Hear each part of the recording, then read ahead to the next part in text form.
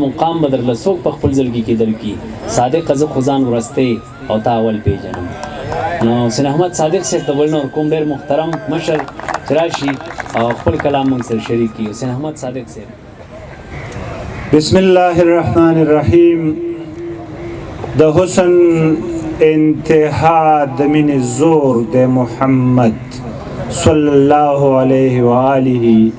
و اصحابه وسلم. د زړونو په دنیا باندې راخور د محمد صادق دا مقام د بل انسان په نصیب چرتا ته ګوره لور په لور او کور په کور د محمد. ماته هغه زړه لطیفه رایاده شو یو دوه ساده غوندې کسانو د جومات په مخه تېرېدل د امام د قرت اواز یې واورېده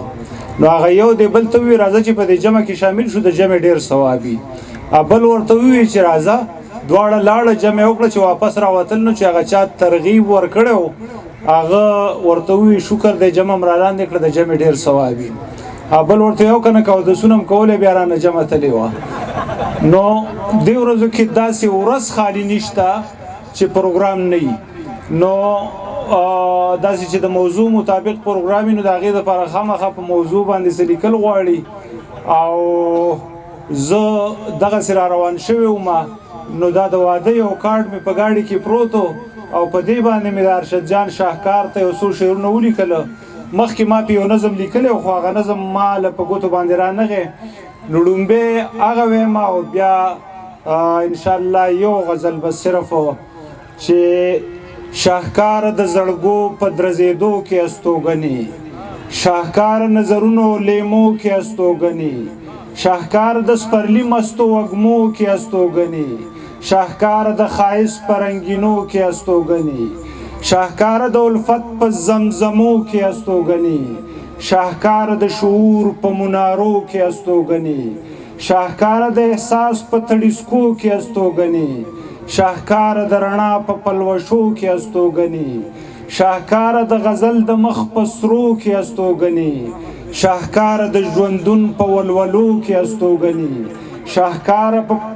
په غورځنګ د حوصلو کې استوګنې شاهکار په پښتو مین پښتو کې استوګنې شاهکار په پښتو مین پښتو کې استوګنې شاهکار سبیرویه بیریا لکاینې شاهکار ته د ګران بابا رښتینې جانشینې. ډېره مننه. او دا د غزل زوړ غزل یو څو شعرونه دي چې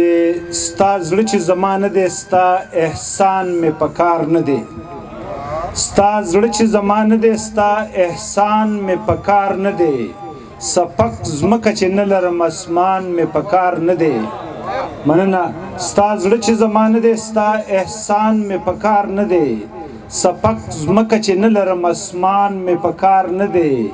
او د اوښکو سیلابونو مې د مخ نه غوښې یوړې د اوښکو سیلابونو مې د مخ نه غوښې یوړې رحمت نه چې زحمت شي نو باران مې په کار نه دی د اوښکو سیلابونو مې د مخ نه غوښې یوړې رحمت نه چې زحمت شي نو باران مې په کار نه دی او دا ځمکه د انګریز په دلالۍ کې د خانۍ شوه دا ځمکه د انګریز په دلالۍ کې د خانۍ شوه دا ځمکه مې په کار ده هغه خان مې په کار نه دی دا ځمکه د انګریز په دلالۍ کې د خانۍ شوه دا ځمکه مې په کار ده هغه خان مې په کار نه دی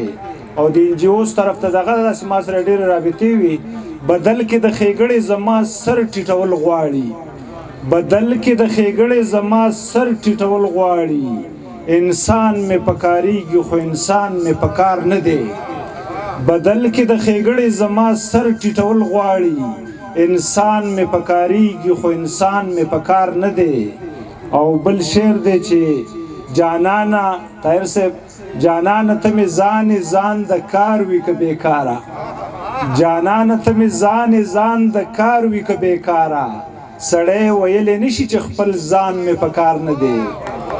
جانانه ته مې ځان د کار وي که بېکاره سړی ویلی نشي چې خپل ځان مې په کار نه دی. او دا مقطع